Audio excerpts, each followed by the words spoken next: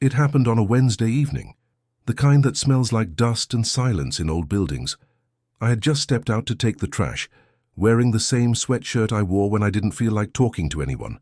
The hallway was empty except for the dim light flickering near the elevator. I didn't expect to see her. Sarah. She was leaning against her door, arms crossed, eyes tired in that way that doesn't come from lack of sleep, but from carrying too much. I might have passed by her without saying anything, like I had a few times before if she hadn't spoken first. "Are you going to pretend you don't notice me again?" The way she said it, half teasing, half fragile, stopped me. I turned, holding the trash bag like a shield, and met her gaze. I didn't smile. I didn't need to. "Are you going to pretend you don't know I do?" She blinked, surprised. I could tell she hadn't expected a reply, especially not that one. A small laugh escaped her, but it didn't reach her eyes. I stayed still, unsure if I should say more or walk away. She didn't speak again, and I nodded slightly before heading down the stairs, trash bag swinging at my side like an unfinished sentence. That night, I couldn't sleep. It wasn't the noise, there wasn't any. It was the way she looked at me, like someone who didn't want help, but also didn't want to be invisible. I had noticed her before, of course. How could I not? Sarah was the kind of presence you feel more than see. She moved through the building like someone trying not to be heard, but you heard her anyway. We had lived across from each other for over a year. I knew her routines. She watered her plants every Sunday morning, always listened to old jazz when cleaning, and got quiet phone calls on her balcony just after sunset. She didn't smile easily, but when she did, it felt earned. I knew from whispers and bits of conversation with other neighbors that she had recently moved back into her mother's apartment after something went wrong. A relationship, maybe, or life in general. People like to guess about others, especially when there's pain involved. I never asked. The next morning I left for work later than usual. I lingered by the door longer than I meant to, listening. No sound from her apartment. Still, I hesitated before locking my door, wondering if she remembered what she'd said, wondering if it meant anything. That evening, as I returned with groceries, I found a note taped to my door. A small square of lined paper, torn at the edges. Her handwriting, small, slanted, careful. "Sorry if I was weird yesterday. Rough day. Thanks for not being weird back." It wasn't signed, but it didn't have to be. I smiled briefly and slid the note into my pocket. I didn't reply. Not yet. Some things need to settle before they can mean something. The next few days passed with the quiet rhythm of city life, elevators groaning, doors clicking, voices echoing up the stairwell. We didn't see each other, but I knew she was there. I heard the music again on Sunday, the same saxophone floating through the cracks of her door. That night, I opened my window and leaned out slightly. The air was cool. Across the narrow space between our apartments, her window was cracked open. A light was on. I thought, for a second, that she might look out, that she might notice. But she didn't, and I didn't mind waiting. I saw her again 3 days later. She was sitting on the floor outside her door, legs drawn in, sweater sleeves covering her hands. There was a quietness about her that didn't ask for help, but didn't quite push it away either. I paused, groceries in hand, and she glanced up without surprise, as if she'd known I would appear eventually. "I locked myself out," she said simply, no drama in her voice. "And my phone's dead." I nodded. No questions.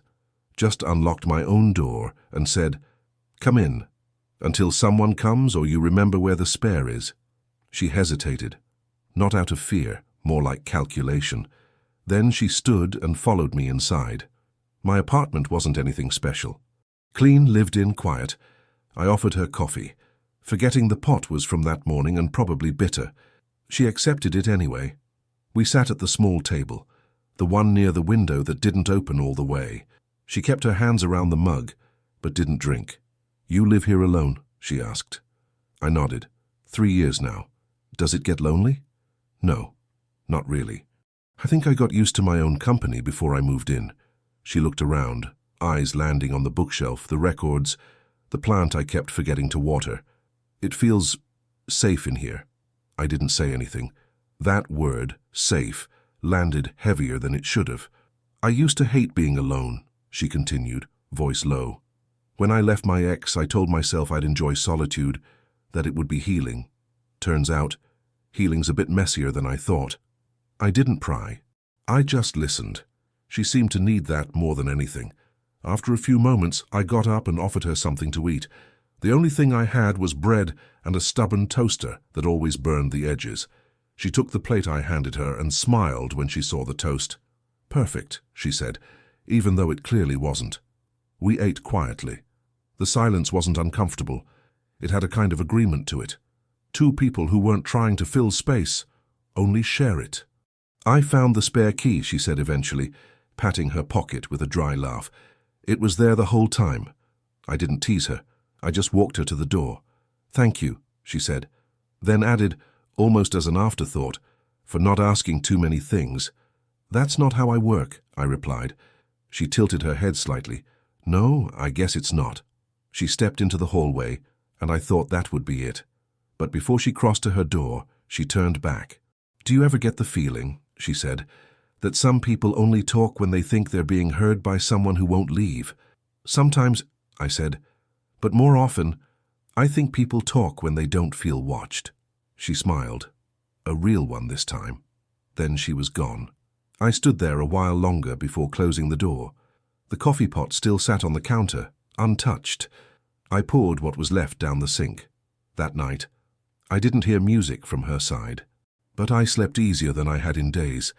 Our hallway had a narrow window that overlooked nothing in particular, just the alley, the neighboring rooftops, a view of the city's spine in the distance. It was the kind of place you stood when you didn't want to be anywhere else. And Sarah had started showing up there more often, always after 9, always with a cup of something warm between her hands, like she needed both the drink and the routine to stay steady. I began to show up too. The first few times, we didn't say much, just shared space. Sometimes she spoke softly about things that didn't seem to matter, how the elevator had started making a new noise, how her plant was finally blooming, how her mother used to hum when she cooked. Her voice always sounded like it was searching for somewhere to land. One evening, she asked, "Do you ever regret not doing more with your life?" I was quiet for a moment, then said, "I don't think I measure more the same way most people do." She nodded slowly, like that made sense in a way she wasn't ready to admit out loud. "I used to have a plan, you know, graduate, get married, build something with someone. And now I'm just trying to make it through mornings without dreading the rest of the day." There was no pity in my chest, just a stillness that came from recognition, not of her story, but of the shape it left behind. I asked, "Does talking help?" "Sometimes, but it's not the words. It's when someone listens without waiting to respond." So I listened. She told me her ex had proposed after 3 years together, then changed his mind 6 months before the wedding, said he wasn't ready, said he needed to find himself. She moved out before he could ask her to stay, just as a placeholder. My mother wanted me to come home, said it'd be good for me to reset, but she passed last spring. I stayed anyway, figured it was easier to fall apart somewhere familiar. She didn't cry, she didn't tremble, but her fingers tightened around the mug, and I could feel the weight of her quiet. "You ever feel like you were built for small things?" she asked. "I think small things are what keep people from breaking completely." She looked at me then, not with surprise, but with something softer, like she'd found a rhythm in my presence that didn't ask her to pretend. The wind shifted through the open window, carrying the city's breath between us. Later that night, she left a folded note outside my door. No envelope, just my name on one side, and inside, a single sentence. "I feel less invisible when you're near." I didn't write back, I didn't knock, I didn't need to. The next evening, I brought 2 mugs to the window. She was already there. We didn't speak for 20 minutes. That was the first time I realized we were building something. Not loudly, not all at once, but deliberately, like stones laid carefully, side by side, without forcing them to fit. It started raining just after 6, the kind of rain that soaks the city before it remembers to bring umbrellas. I was by the window, watching it darken the sidewalk, when I saw her, rushing out of the building, bag over her head, hair already clinging to her neck. No coat, no pause. Just urgency. I I grabbed my umbrella, the one with a broken handle but a wide enough span, and followed. She was 2 blocks down when I caught up. Sarah. She stopped, surprised, turning around with that startled look people get when they're not used to being followed kindly. I held the umbrella over her without saying more. For a moment, she just looked at me, really looked, like I was something she wasn't sure she was allowed to rely on. "You didn't have to," she said, voice low beneath the sound of the rain. "I know." We walked side by side, sharing the small circle of dryness. She didn't try to fill the silence, and neither did I. The world felt quieter under that umbrella, like we'd stepped out of the city's rhythm just for a moment.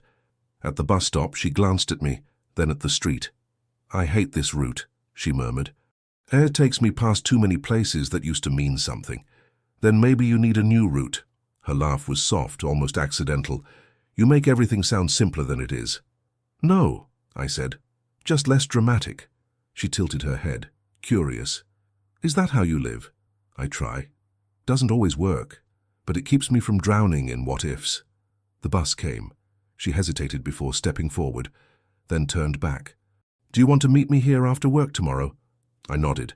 She didn't wait for more, just stepped onto the bus and disappeared behind the glass, leaving a trail of rainwater and something heavier. That night, she left a note again. Slipped under my door. It was written in pen this time, neater than the last. "Thank you for the umbrella, but mostly for not letting me be alone in that rain." The next day, I was at the stop before she was. She arrived 10 minutes later, breathless but calm. She didn't explain where she'd been, I didn't ask. We rode the bus together. She sat by the window. I sat beside her, and for the first time, I noticed she wasn't holding on to anything. Not the seat, not her bag, not her own hands, just letting the movement carry her. After work, we walked back without needing the umbrella.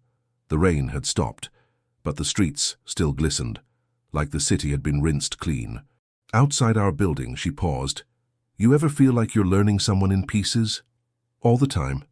"And what if the pieces don't fit? Then maybe you weren't meant to fit. Maybe you were meant to stand beside each other." She didn't reply, but she stood closer.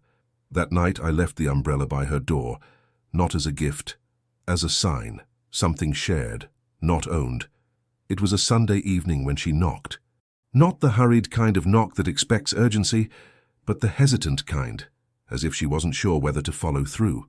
I opened the door and found her standing there with a takeout bag in one hand and uncertainty in the other.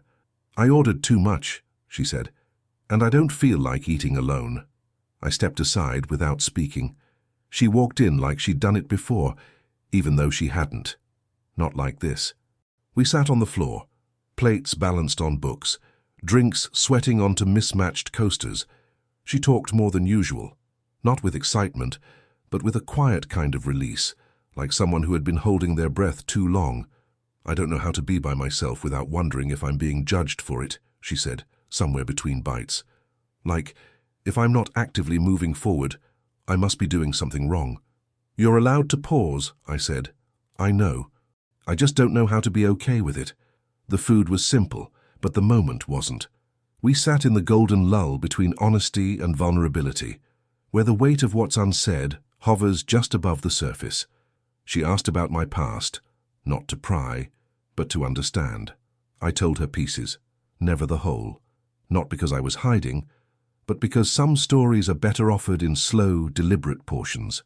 "I never asked why you live alone," she said. "I prefer stillness," I replied. She tilted her head. "Or does it prefer you?" I smiled at that, not because it was right, but because it touched something I hadn't named. We finished the meal. I cleared the dishes while she explored the bookshelves. She ran her fingers over the spines, pausing at titles I had forgotten I owned. "You read all of these?" she asked. "Most. Some more than once. Do you reread them to remember or to feel differently the second time?" "To remember who I was the first time," I said. She turned, something shifting in her expression. "You speak like someone who's made peace with not needing to be impressive." "I don't think anyone worth knowing is trying to be impressive." She sat back down, this time on the couch, more relaxed, less guarded. There was a silence then, not heavy, not expectant, just space. I sat beside her, and we didn't speak for a long while. Eventually, she whispered, "Do you ever worry you'll get too comfortable alone?" I looked at her, really looked. "I worry more about getting comfortable with the wrong people." She nodded, slowly, then leaned her head back, eyes closed. "I don't want to be saved," she said. "Just seen." "You are," I answered, and I meant it. She left just before midnight, carrying the quiet with her like a familiar coat. At the door she turned to say something, but instead she reached for my hand briefly, just a touch, not a grasp. Then she let go and walked across the hall. I didn't move. I didn't need to. Some connections aren't loud. They don't shout or announce themselves. They just arrive and stay. It was late, close to midnight, when I heard the intercom buzz from her apartment. It wasn't the soft kind of buzz that came with forgotten deliveries or friendly visits. It was insistent, repeated, sharp like a thread pulled too tight. I didn't move at first, just listened. I heard her footsteps, hesitant and slow, then a pause, then the door opening, followed by voices. His voice, low, agitated, familiar in that way you recognize someone you've tried to forget. I didn't know his name, but I didn't need to. Every word from his mouth felt like it came from a place that once pretended to love her. That particular rhythm, pleading laced with manipulation, a quiet kind of pressure disguised as regret. I heard it in fragments through the wall. "Just talk to me, Sarah. I didn't come here to fight. Are you really going to throw everything away?" And then her voice, firm but exhausted. I didn't throw it away. I walked away. The silence that followed was louder than the argument. I waited, unsure if stepping in would help or undo something she needed to face herself, but I stayed close to the door, alert, not out of savior instinct, but readiness. Minutes passed. I heard the door close. Not slammed, just closed. Then nothing. I waited. Then came the knock. She didn't say anything when I opened the door. Her eyes were wide, not tearful, but stretched with a kind of tightness that told me everything I needed to know. She walked in without asking. "I didn't know where else to go," she said. "You're here," I replied. She didn't sit. She paced, 3 steps one way, then back. Her arms were crossed, fists tucked into the sleeves of her sweater like she was trying to shrink back into herself. "I didn't want to see him," she said, more to the room than to me. But when I heard his voice, part of me thought, maybe he's changed. Maybe he's sorry. And then the second he started talking, I knew he was exactly the same. She stopped pacing and looked at me. Why do we do that? Hope for a different ending from the same story. Because part of us still believes we misread the last chapter. She sat down slowly, her movements small and deliberate, the kind you make when you're trying not to shatter. "I didn't let him in," she whispered. "I didn't even let myself feel anything.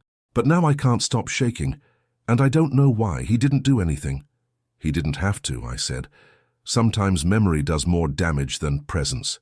She looked at me, eyes searching. "I hate that he still knows where to find me." "He doesn't," I said. "He found the building. That's not the same as knowing where you are." She let out a breath. Her shoulders eased, just slightly. "Can I stay here for a bit? As long as you need." She didn't want comfort in the traditional sense. She didn't want to be touched or soothed or told it would be okay.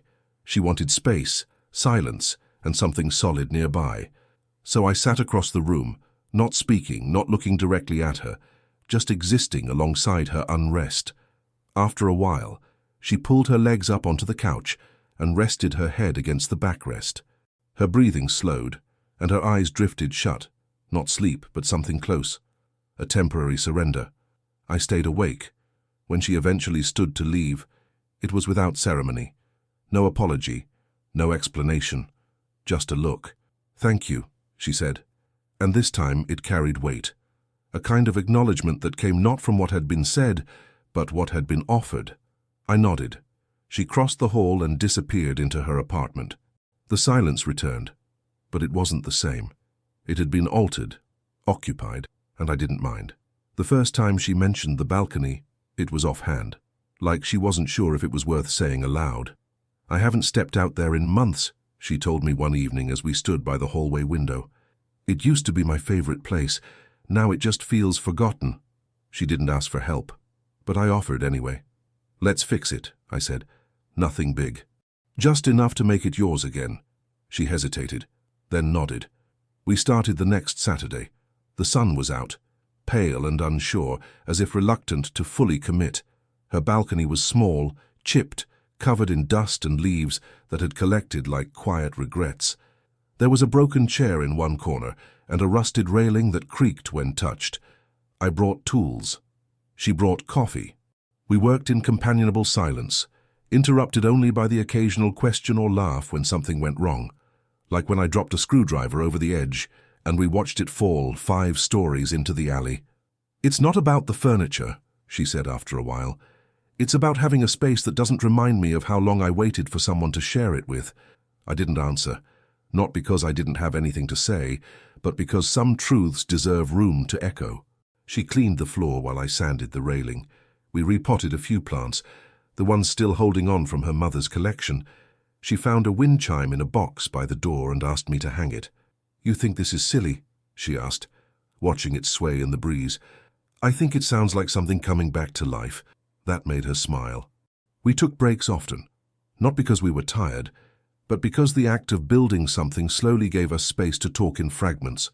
She told me about her childhood, about how her mother used to sing while folding laundry, about how her father left when she was 7, and how silence had been a familiar guest in the house ever since. "I don't think I know how to be in a relationship," she said, wiping dirt from her hands. "I always confuse stability with stagnation. Like if something's calm, it must be dying." "It's not dying," I said. "It's settling. There's a difference." She looked at me like she wasn't sure she believed it, but wanted to. By late afternoon, the balcony looked different, still modest, still cracked in places, but tended to.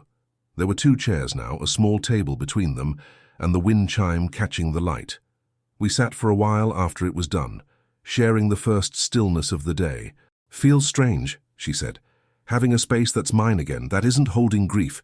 "You reclaimed it," I said. "No," she replied. "We did." There was a pause then, filled only by the soft clinking of the chime. I didn't reach for her hand. I didn't move closer. But I knew in that quiet that something had shifted, not loudly, but irreversibly. When she stood to go back inside, she turned and looked at me. "Promise you won't disappear." "I don't do disappearing," I said. She nodded and went inside. I stayed a little longer, listening to the chime, the sound delicate but steady. And for the first time in a long time, I felt like I had helped someone build something that mattered, even if it was just a small piece of sky, framed by cracked railings and 2 second-hand chairs. She didn't knock the next time. She just opened her door, crossed the hall, and stepped into my apartment like it had always been an extension of her own. No pretense, no announcement, just presence. I was reading on the couch, and I looked up only long enough to see that she wasn't in a hurry to speak. She carried something in her hands, a small terracotta pot with a young plant, its leaves trembling slightly as if unsure of their place. She set it down on my windowsill without asking. "It looked like it needed light," she said. I nodded. We didn't talk about it further. She stayed for an hour that day, then 2 the next. Some days, she brought things, tea, a book, a question. Other days, she brought nothing except her silence, and somehow that felt like enough. It wasn't a relationship, not in the way people usually define one. We hadn't labeled it, hadn't named what was unfolding between us, but it had shape. It had rhythm. There were no declarations, no grand moments, only small ones. She started humming when she washed her hands at my sink. She left her sweater draped over the back of the chair more than once. She began looking out my window the way she used to look out her own, searching for something quiet, something safe. One evening she asked, "Do you think people are meant to belong to each other?" "No," I said. "But I think we can choose to stay. And that's enough. It has to be." She didn't respond, just sat beside me and leaned back, eyes on the ceiling. Her shoulders touched mine lightly. It felt unintentional and deliberate all at once. We didn't move. I began noticing her in ways that had nothing to do with watching. It was more about sensing, when she was holding something in, when she needed to hear something unremarkable just to feel grounded, when she was pulling away, not because she wanted distance, but because she feared closeness. One night, I left a small note inside her mailbox. Nothing poetic, just 5 words on plain paper. You're not hard to stay with. She didn't mention it, but 2 days later, I found a folded blanket on my couch. It smelled like her. She hadn't said anything about it, just left it there like a placeholder for her presence. Another day I found a new mug in my kitchen cabinet, light blue, subtle, her color. Again, no words. It became a pattern, things left behind, things offered, things never asked for. She started reading on my balcony, the one we had fixed. Sometimes she'd be there when I came home, lost in a page, legs tucked beneath her. Once, I found a half-finished crossword on my table. She never asked if I finished it. I never asked why she left it. It felt like we were building something invisible, something made of choices instead of expectations. When she reached for my hand one evening, it wasn't a romantic gesture. It wasn't even a decision. It was a quiet recognition that we were no longer on opposite sides of the hallway. She didn't let go quickly. I didn't rush her. We didn't kiss. We didn't talk about what we were. But the next morning, when I woke and found her shoes neatly placed by my door, I understood. Some things only begin when no one is watching. She didn't say she was staying. She just stopped leaving. There was no conversation, no moment where we laid out terms or drew lines in the dust. Instead, her toothbrush appeared beside mine one morning. Her books migrated in slow waves, first one on the coffee table, then a few stacked beside the bed. A jacket hung near the door. Her scent began to replace the emptiness. It wasn't a takeover. It was a quiet unfolding. She moved like someone learning to trust the floor beneath her feet. She didn't ask permission. She didn't apologize. She inhabited space as though she finally believed it might hold her. One evening, we sat on the balcony watching the city bleed into dusk. The wind was soft, the chime swaying like a slow heartbeat. She wrapped a blanket around her legs, leaned her head on my shoulder and asked, "Do you think this is what it looks like when things work?" "I think this is what it feels like when they're not broken," I said. She smiled but didn't speak again. Her hand found mine without hesitation. The touch was unassuming, but in it there was something permanent. We still hadn't defined anything. We didn't need to. She began making small changes in the apartment, replacing a dish towel here, setting a bowl of fruit where I never thought to. Once, I came home to find the lights dimmed and soft music playing. Nothing romantic, just warm. She was sitting on the floor, sorting through old photos of her mother. She didn't ask for help. She just wanted someone near. I sat beside her, picked up a photo, and listened to the story behind it. Not for the first time. I felt like I'd been written into the margins of a life that had long been denied edits. Some nights she stayed in her apartment. She said it helped her remember who she was alone. I understood that. I didn't try to claim her hours. But on the nights she stayed with me, she slept soundly. No tossing, no tension. As if the quiet between us was something her body recognized as safety. There were no declarations, but the decisions were constant. She started signing for my packages. I started cooking enough for 2 without thinking. She left a key on my kitchen counter one morning without explanation. I took it and said nothing. We didn't perform affection. We didn't showcase closeness. But it existed in every unspoken rhythm. How she reached for the same mug every morning. How I left the hallway light on when I knew she'd be home late. One night, she turned to me in bed, eyes wide open in the dark. "I keep waiting for the ground to fall out." "It won't," I said. "How do you know?" "Because I'm not moving." She didn't respond, but she moved closer. And in the dark, with no audience, with nothing owed or expected, she whispered the one thing that didn't need to be said. "I believe you." The days began folding into one another, not from monotony, but from the quiet ease of a life that no longer required explanation. I stopped counting how many nights she stayed. She stopped knocking. There was a morning when I woke to the sound of her humming in the kitchen, not loud, not melodic, just a thread of sound weaving through the air, the kind of noise that says I belong here without needing to declare it. She was barefoot, wrapped in one of my shirts, making tea like she'd done it for years. When she saw me, she didn't stop. She just smiled, the kind that carries history, and said, "We're out of honey. I'll get some later." That was all. She called her apartment home less often now. Once, she corrected herself mid-sentence. "My place. I mean yours. I mean ours," and laughed like it surprised her to realize it. I didn't correct her. The building remained the same. The creaky elevator, the hallway window, the chipped paint near the stairwell. But the silence had changed. It no longer echoed. It absorbed. One afternoon I came home to find her in my living room, barefoot on the floor, surrounded by open boxes, old things, forgotten things. She was sorting through my past, without intruding on it, holding up pieces of me and placing them gently back where they belonged. "I figured," she said, "if I'm staying, I should know the whole landscape." I didn't stop her. That evening, I gave her a small wooden box. Inside was a single key, worn at the edges, tied with a string. She looked at it, then at me. "You already have one," she said. "This one's engraved." She untied the string and turned the key over. On the back, small but clear, was her name. She didn't speak for a long time. Then, softly, "This feels like the opposite of being left." "It is." She held the key like it was something sacred, not because of what it unlocked, but because of what it meant. We sat on the balcony after that, the one we had rebuilt from dust and memory. The wind chime moved in slow, rhythmic waves. Below us, the city moved on, indifferent, distant. She leaned into me, her voice barely above a whisper. "I used to think safety was something I had to create alone, that letting someone in would mean giving it up. And now? Now it feels like safety has a name." I didn't reply. There was nothing left to say. The sky darkened. The chime settled, and for the first time, I realized we hadn't fallen into something. We had arrived.